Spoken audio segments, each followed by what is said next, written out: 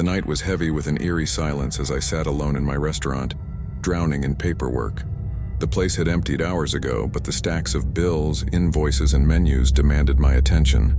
It was a warm and cozy little spot I'd owned for years, but tonight it was something more sinister.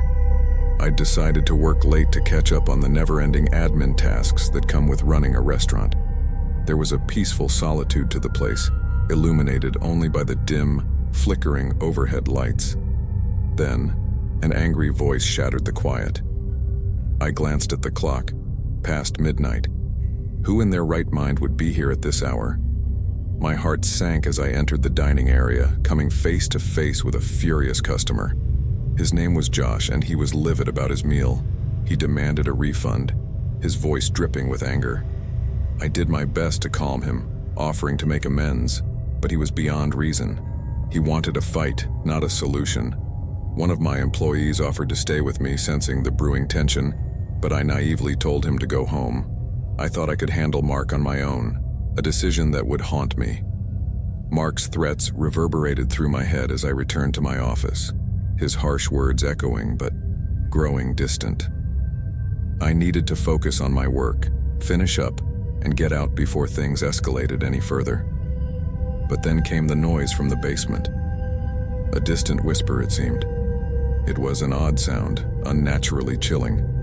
I froze, trying to make sense of it. Was it the wind, or was it something else? Something more sinister? I grabbed a heavy wrench from my cluttered desk and crept toward the basement door. The noise grew more distinct as I descended the creaking stairs, my heart racing. Cold sweat formed on my brow, and a sense of dread gnawed at me. The basement was a labyrinth of forgotten items, a forgotten place where shadows danced with eerie shapes. I followed the sound, inching closer, wrench in hand. And there, in the darkest corner, I saw them. Two bright, gleaming eyes, staring right at me. The form attached to those eyes remained obscure, but it was enough to trigger my survival instinct. I fled up the stairs, my heart thundering, mind racing with fear. Back in the office, I knew I had to leave. No time to contemplate what lurked in the basement. My trembling hands grabbed my keys from the cluttered desk and I rushed to the front door. Panic mounted as I fumbled with the lock, struggling to escape the clutches of that malevolent place. Finally, I was outside, gasping for breath in the cool night air. I sprinted toward my car, parked just outside. Fear gnawed at me as I fumbled for my keys. The engine roared to life, and I sped away from the restaurant, leaving it behind, a nightmare unfolding within its walls. I drove until I reached an isolated, desolate street, hoping to escape the horrors of the restaurant. I parked and took a moment to catch my breath, my mind still a tumult of fear, and then, as I gazed into the rearview mirror, a figure approached. My heart pounded once more, and I grabbed the wrench, ready to defend myself.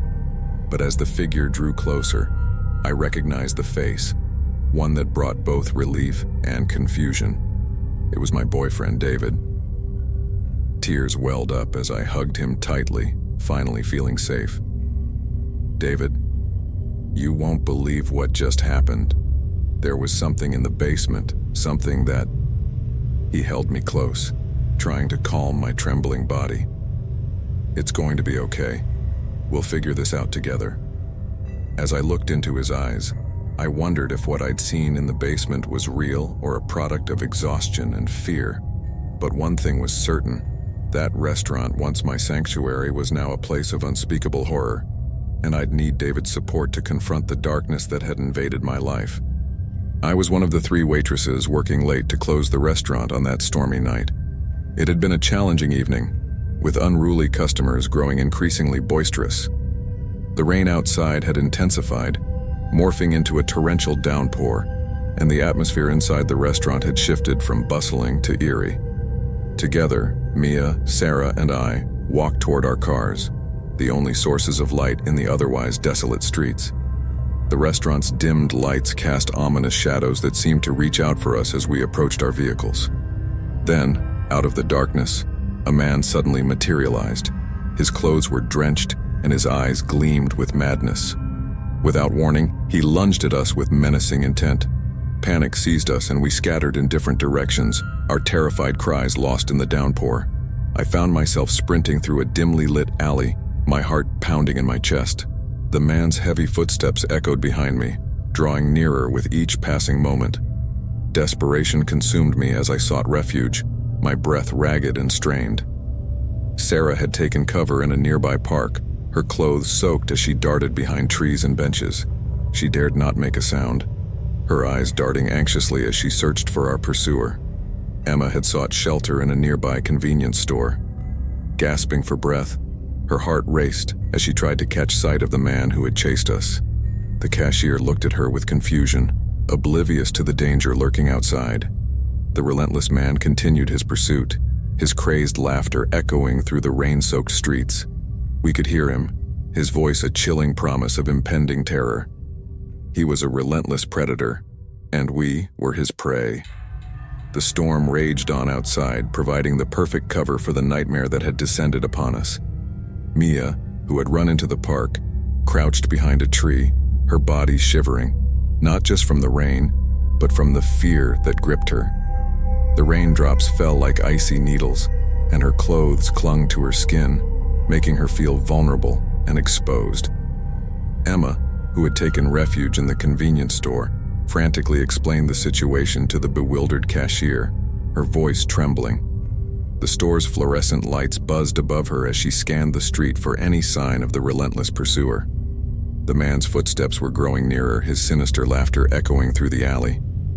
Each of us strained to hear his movements, our breaths held in fear, knowing that we couldn't stay hidden forever. With nowhere left to run, Mia decided to make a break for it. She sprinted through the rain-soaked park, dodging puddles and slipping on wet grass. The man was hot on her heels, his menacing laughter gaining ground.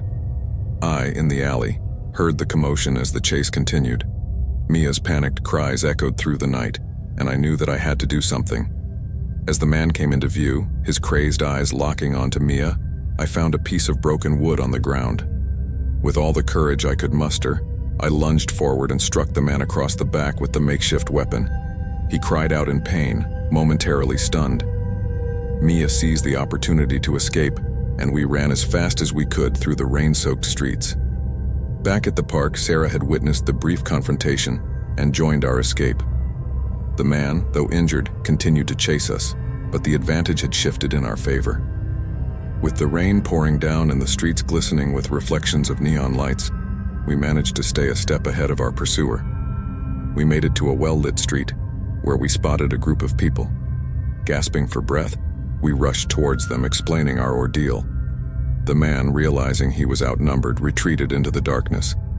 The police were called and they scoured the area, but the man had vanished into the storm.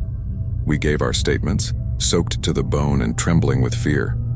The restaurant had turned from a place of camaraderie into a nightmarish battleground, where our lives had hung in the balance. The relentless rain outside seemed to wash away the echoes of our terror, but the memory of that horrifying chase would linger for a lifetime. The storm had shown us the depths of our own survival instincts, and the lengths we were willing to go to protect each other.